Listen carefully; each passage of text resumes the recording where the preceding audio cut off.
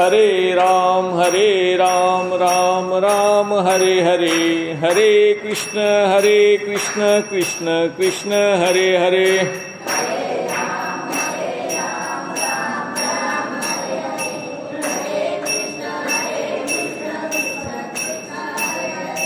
हरे राम राम राम हरे हरे, हरे कृष्ण कृष्ण कृष्ण हरे हरे।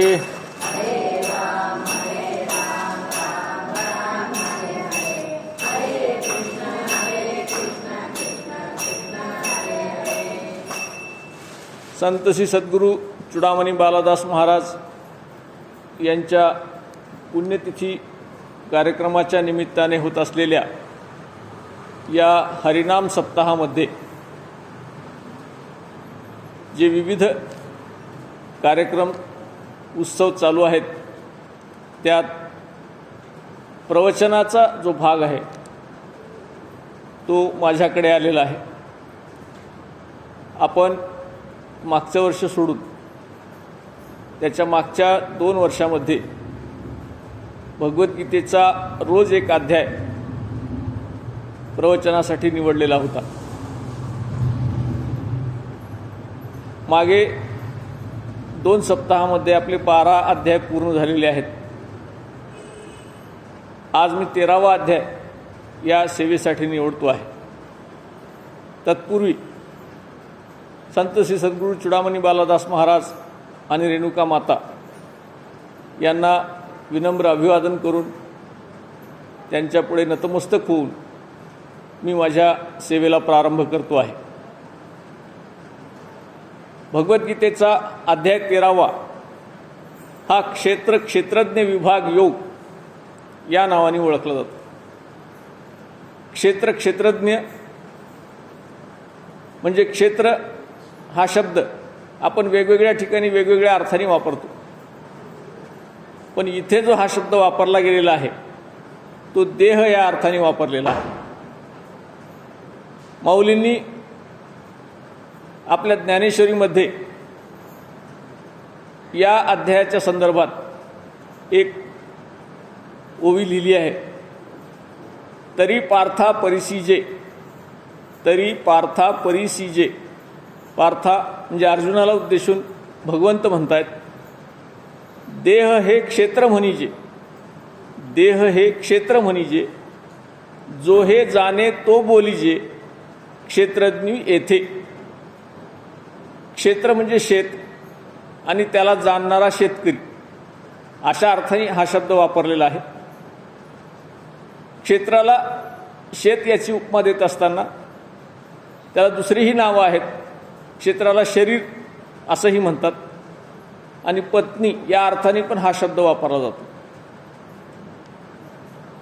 शेत म्हणजे हा 3.5 हाताचा देह शरीर,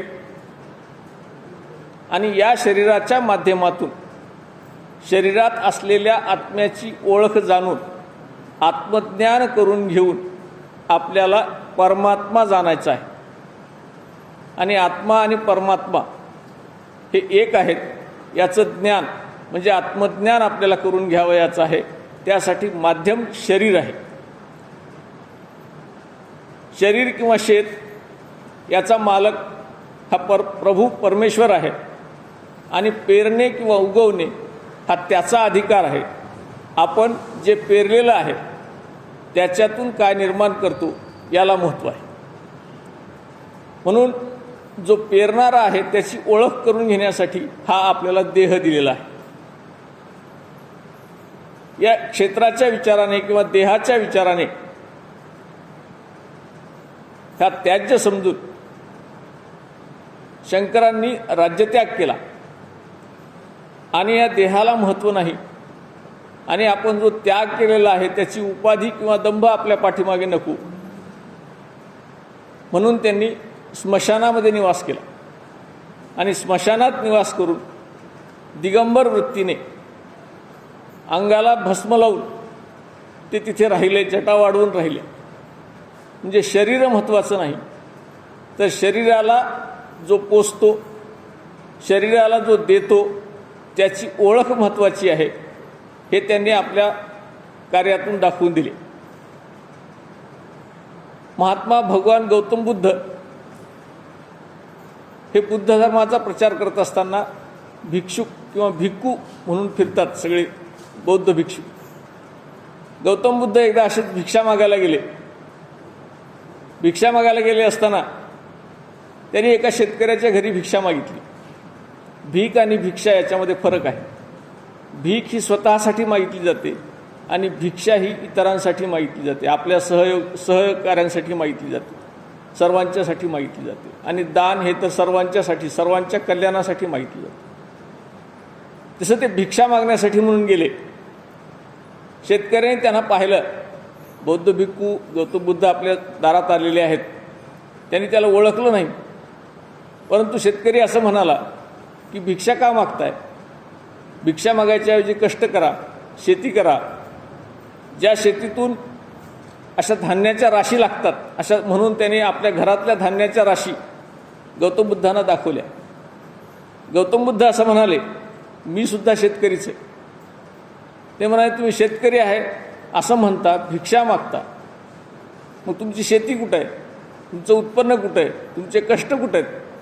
तर त्यांनी सांगितलं की मी शेतकरीच आहे.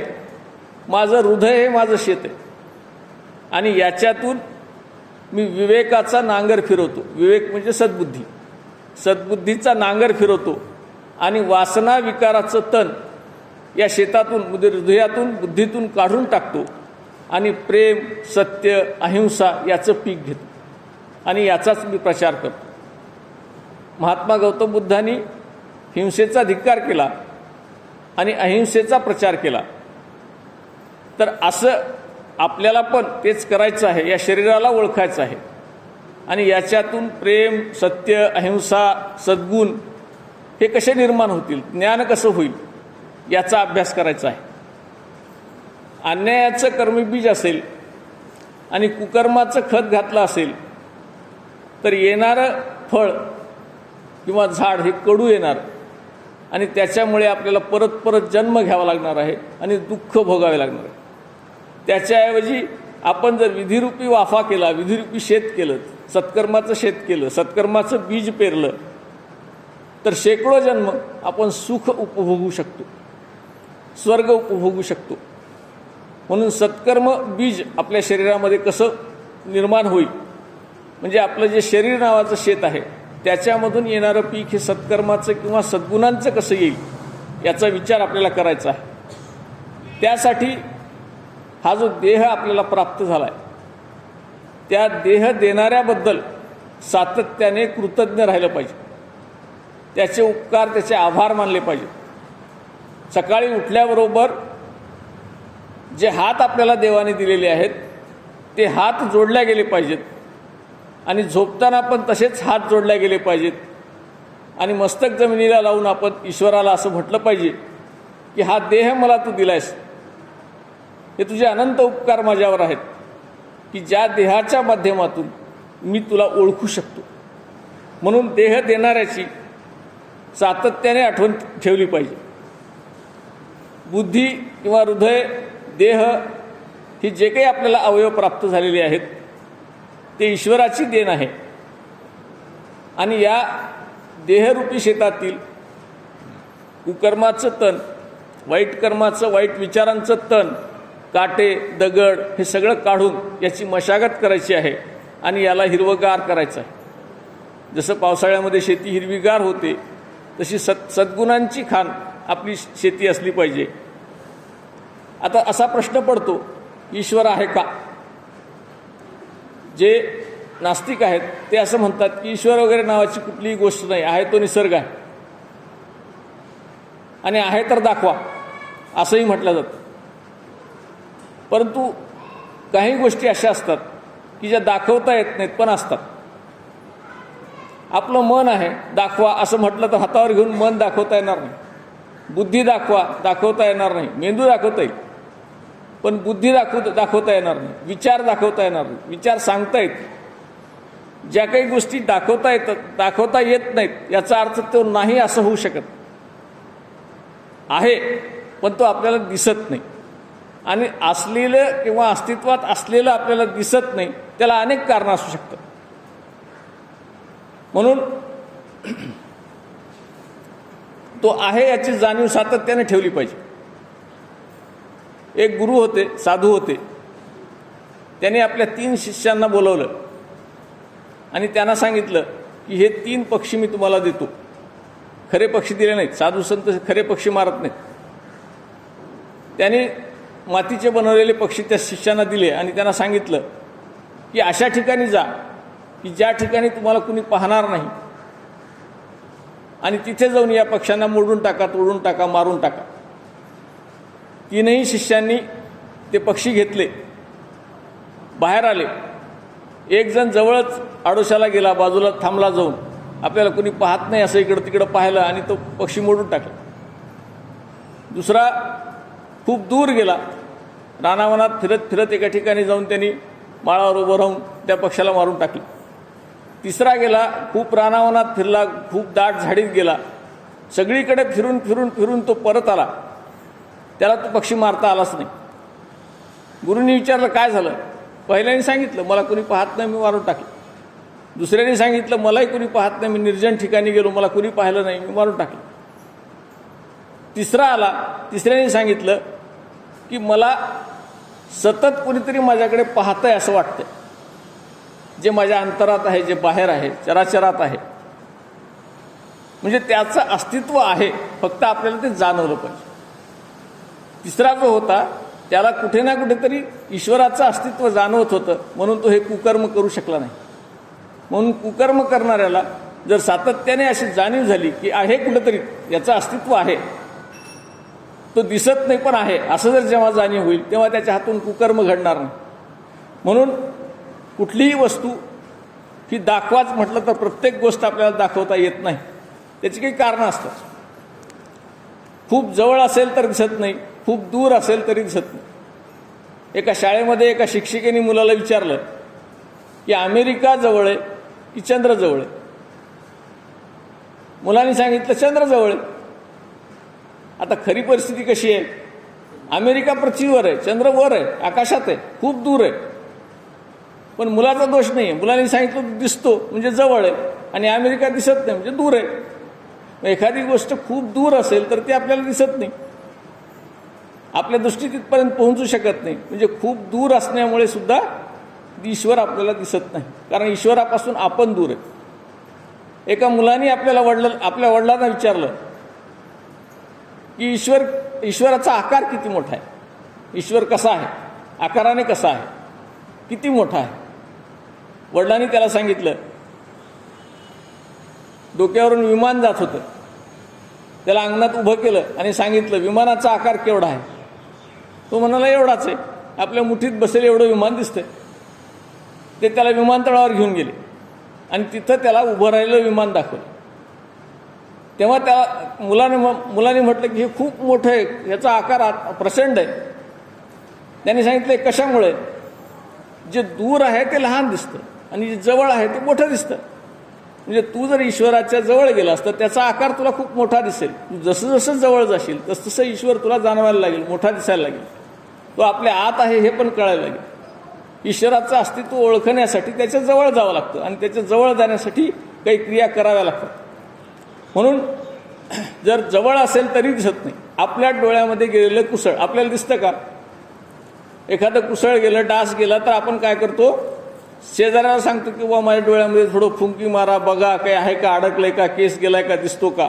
आपल्याला दिसत नाही, कारण ते अतिजवळ आहे, डोळ्यात आहे. अतिजवळचं पण दिसत नाही, अति दूरचं पण दिसत नाही. त्याचं ठराविक अंतरावरून ते आपण पाहू शकतो. किंवा डोळ्यात दोषच असेल, मोतीबिंदू झाला असेल तरी दिसत नाही. असे अनेक कारण आहेत. पण नाही असं म्हणता येईल का? जर दिसत नाही ते नाही असं म्हणता येत नाही. आपली मनोअवस्था जर खराब असेल,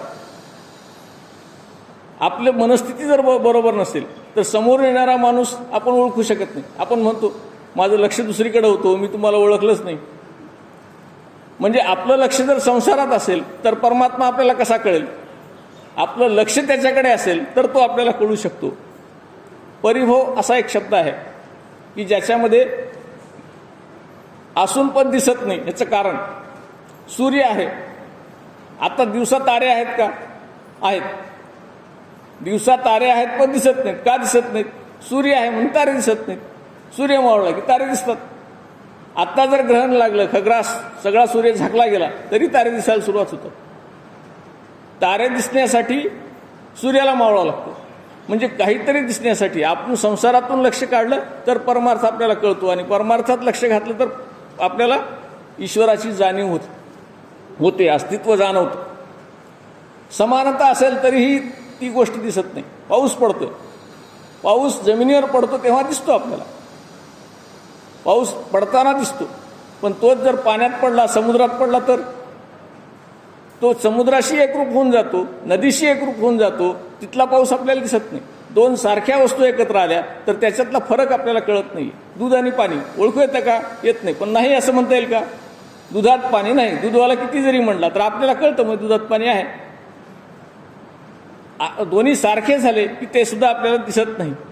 म्हणून त्यासाठी आपल्याला आपल्या संसारातून लक्ष काढावं लागतं.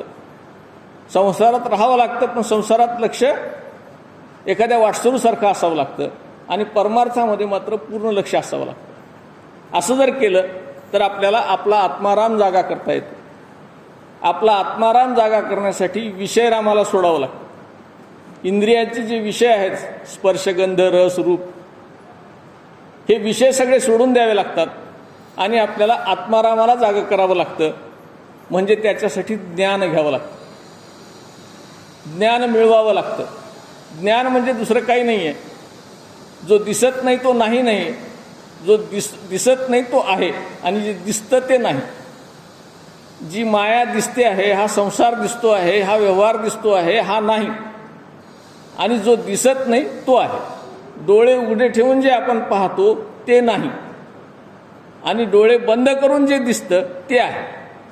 त्याला जाणवण्यासाठी आपल्याला आपले हे चर्मचक्षू बंद करावे लागतात आणि ज्ञानचक्षू उघडावे लागतात. हे ज्ञानचक्षू उघडल्यानंतर एखाद्याच्या अंतःकरणामध्ये ज्ञान झालेलं आहे हे असं कसं ओळखायचं? आपल्याला संत ओळखायचं आहे, आपल्याला भक्त ओळखायचं आहे, आपल्याला ज्ञानी ओळखायचं आहे. तर त्याची काही लक्षणं आहेत. त्याची अनेक लक्षणं आपल्याला पुराणांनी, ज्ञानेश्वरींनी, भगवद्गीतेने सांगितलेली आहेत. त्यातली काही लक्षणं आपण बघू. ज्या व्यक्तीला निंदा आणि स्तुती समान असते, कुणाच्या निंदेनी तो कोपित होत नाही आणि कुणाच्या स्तुतीने तो आनंदित होत नाही, असा जो माणूस असतो त्याला आपण ज्ञानी म्हणावं. लोक थोडं काही बोललं की नाराज होतात आणि थोडी स्तुती केली की आनंदी होतात. तर असे आनंद आणि दुःख हे दोन्हीही समान पातळीवर ज्याच्या ठिकाणी आहे त्यालाच आपण संत किंवा ज्ञानी असं म्हणतो. असा जो ज्ञानी माणूस असतो तो एकटा राहतो. एकटा कसा राहतो? माणसात जरी असेल तरी तो आपल्या आपल्यात मग्न असतो. एकटा राहतो, वेड पांघरून फिरतो.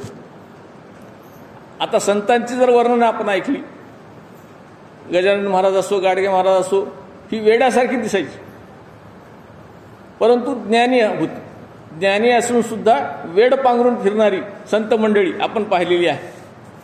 ती नम्र असतात, मृदुभाषिक असतात, चालतात की उभं राहतात, बसतात, झोपतात याचा कशाचाही संभ्रम त्यांना नसतो. सातत्याने त्यांची ब्रह्मानंदी टाळी लागलेली असते. वाऱ्याशी बोलू शकतात, आकाशाशी बोलू शकतात, झाडाशी बोलू शकतात, भिंतीशी बोलू शकतात, सजीवाशी बोलतात, निर्जीवाशी बोलतात. त्यांना मान सन्मान दोन्ही समान असतात. मान मिळाला किंवा कुणी अपमान केला तर त्यांच्यात काहीही फरक पडत नाही. अदंभित्व म्हणजे दंभ, खोटेपणा ते मिरवत नाहीत, आणि जे आहे ते लोकांच्या समोर ठेवतात. लोकरंजन करतात. लोकरंजनचा अर्थ प्रवचन, कीर्तन, भारूड असे जे आध्यात्मिक कार्यक्रम आहेत किंवा लोकांना मार्गदर्शन करणे. रंजन करणे म्हणजे लोकांची करमणूक करणे नाही, त्यांना ज्ञान देणे, याचं कार्य ते करतात. देहाकडे त्यांचं लक्ष नसतं. देह सजावट ही त्यांना आवडत नाही. चांगले चांगले कपडे घालणे, दागिने घालणे हा त्यांचा विषय नसतो. ते परोपकार करतात पण गात नाहीत. लोकांना सांगत नाहीत मी हे केलं, मी ते केलं. या सगळ्यापासून ते दूर राहतात. ते आपल्याकडे असलेलं ज्ञान विकत नाही, दुसऱ्याला देत असताना मुक्त हस्ते, कुठलीही आसक्ती न ठेवता, काहीही अपेक्षा न ठेवता, साध्या स्तुतीची सुद्धा, चांगलं झालं एवढं म्हणण्याची सुद्धा अपेक्षा ठेवत नाहीत. अशा माणसांची ओळख आपल्याला करून घ्यायची. हे गुणधर्म लक्षात ठेवा. असा माणूस आपल्याला भेटावा याची आपल्याला चिंता करायची आहे आणि आपल्यातही ते गुण कुठपर्यंत येतात का हे पाहायचं आहे. आपण जर संत चुडामणी महाराजांच्याकडे पाहिलं, त्यांचं चरित्र पाहिलं, तर याच्यातले सर्वच गुण त्यांच्या ठिकाणी आपल्याला दिसून येतात. म्हणून आपण असे कार्यक्रम साजरे करतो. शरीरभोग याच्यापासून ते अतिशय दूर राहतात, कंजूस असतात त्या बाबतीमध्ये. म्हणजे सुखाच्या, हे त्याचं स्पष्टीकरण द्यायची तुम्हाला काही गरज नाही आहे, तुम्हाला हे समजू शकतं. शरीरभोग जे असतात, खाणे पिणे झोपणे, याच्यापासून ते दूर असतात आणि सतत तपश्चर्या नामस्मरण ह्याच गोष्टीमध्ये त्यांचं लक्ष असतं. धार्मिक कार्यासाठी ते आपला खिसा रिकामा करायला मागे पुढे पाहत नाहीत, उदार असतात.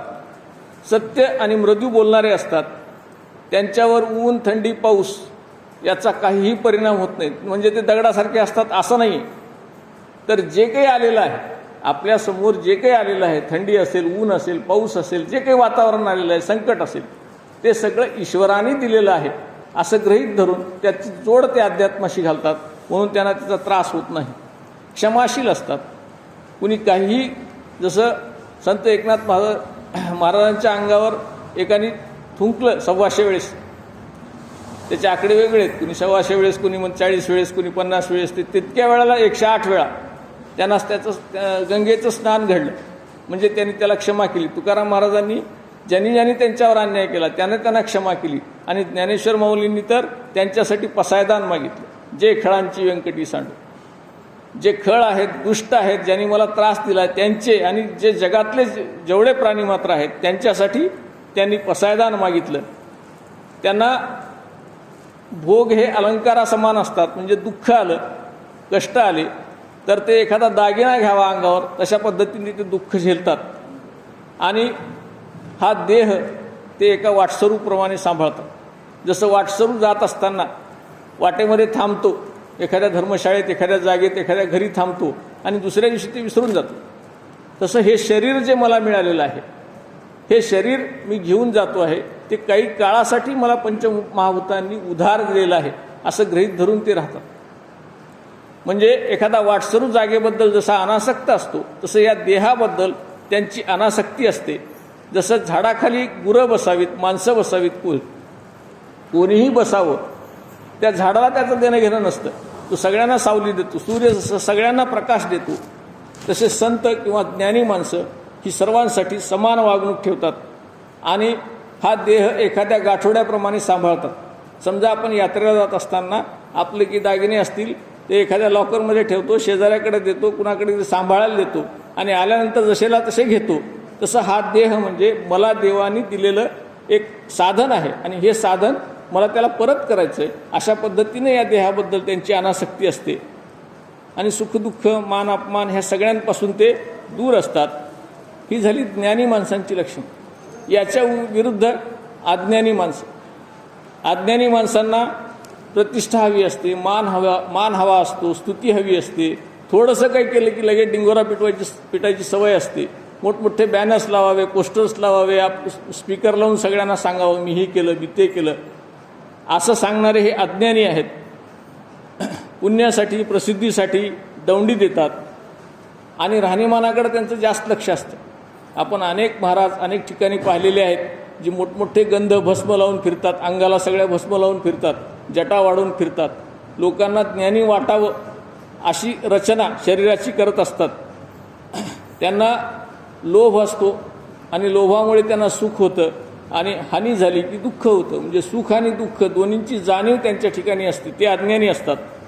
स्तुती आणि निंदा, त्यांना निंदा वाईट वाटते आणि स्तुती आवडते. किंवा मदत कुणाला करायची असेल तर काहीतरी अपेक्षा ठेवून करतात. मला हे दिलं तर मी ते देतो, अशा प्रकारची भावना त्यांच्या ठिकाणी असते. गुरुसेवा त्यांना आवडत नाही, धार्मिक कार्य त्यांना आवडत नाही, आळस असतो. व्रत केलेलं कुठलंही मोडायला ते मागे पुढे पाहत नाहीत. कर्म नाकारतात. त्यांना विषयाची आवड असते. खाणं पिणं झोपणं जे काही आपले शारीरिक इंद्रियांना जे आवडतं ते सगळं त्यांना आवडतं. त्यांना अहम असतो, देहाभिमान असतो, गर्व असतो आणि जे पाहू नये ते पाहण्याची इच्छा असते, जे खाऊ नये ते खाण्याची इच्छा असते, जे करू नये ते करण्याची इच्छा असते. अशी जी माणसं आहेत ती अज्ञानी माणसं आहेत. आपल्याला गुरु निवडायचं असेल, आपल्याला संत निवडायचं असेल, आपल्याला मित्र निवडायचं असेल तर ज्ञानी आणि अज्ञानी यातला फरक आपल्याला कळला पाहिजे आणि आपल्यालासुद्धा अज्ञानाकडून ज्ञानाकडे जाता आलं पाहिजे.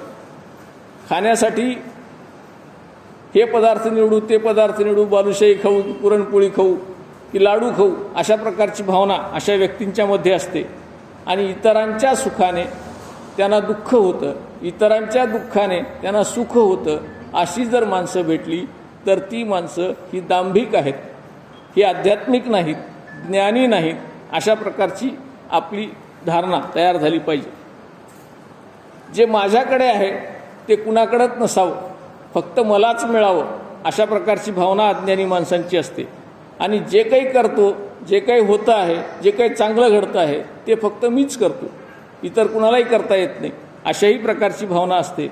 जसं गाडी ओढत असताना कुत्रा खालून चालतो, ओढणारे बैल असतात आणि श्वानाला वाटतं मी गाडी ओढतो, तसं या लोकांना वाटतं, अज्ञानी लोकांना वाटतं की मीच सगळा संसार चालवतोय, मीच सगळं गाव चालवतोय, मीच सगळं कुटुंब चालवतो.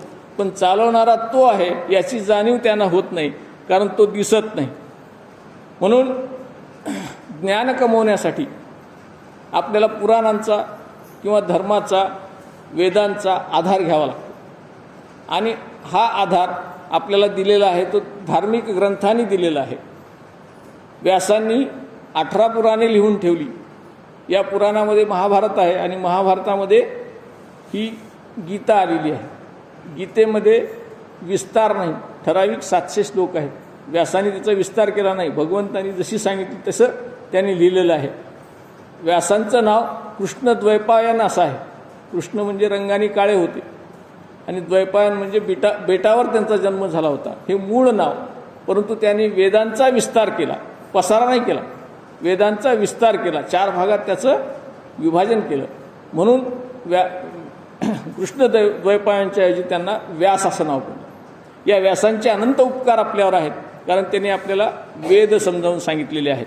आणि या वेदांचा आधार घेतला, गीतेचा आधार घेतला तर ही गीता आपल्या सतत सदैव आपल्या मदतीला हजर असते.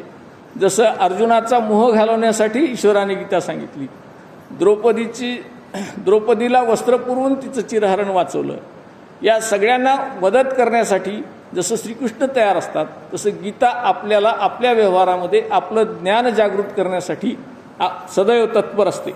म्हणून गीता जाणली पाहिजे, ज्ञानेश्वरी जाणली पाहिजे. आणि हे जाणणं हे खऱ्या अर्थाने ज्ञान नाही, ते फक्त जाणणं झालं किंवा माहिती झाली. तर ही माहिती जेव्हा आपल्या शरीरातून किंवा आपल्या कर्तृत्वातून, आपल्या वागणुकीतून बाहेर पडते त्यावेळेस ते ज्ञान झालं असं म्हणता येतं. आपण जाणलं देव आहे सर्वत्र हे जाणलं, परंतु तो चराचरामध्ये आहे. प्रत्येक प्राण्यात देव दिसला पाहिजे, प्रत्येक माणसात देव दिसला पाहिजे.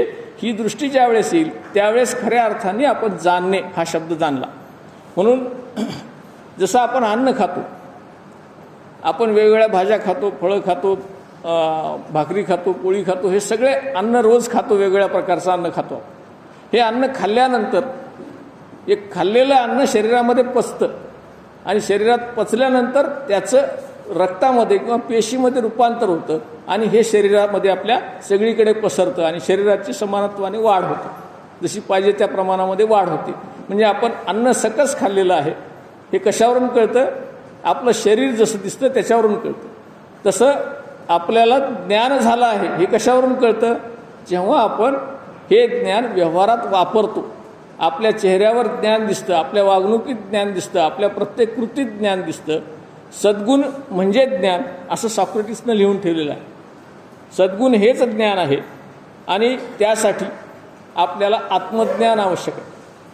आत्मज्ञान म्हणजे देहामध्ये असलेला आत्मा ओळखणे, याला आपण आत्मज्ञान असं म्हणतो. आणि त्याच्यासाठी आपल्याला आपल्या इंद्रियांना सराव केला पाहिजे किंवा सराव लावला पाहिजे. कसा सराव लावला पाहिजे? आपली जी इंद्रिय आहेत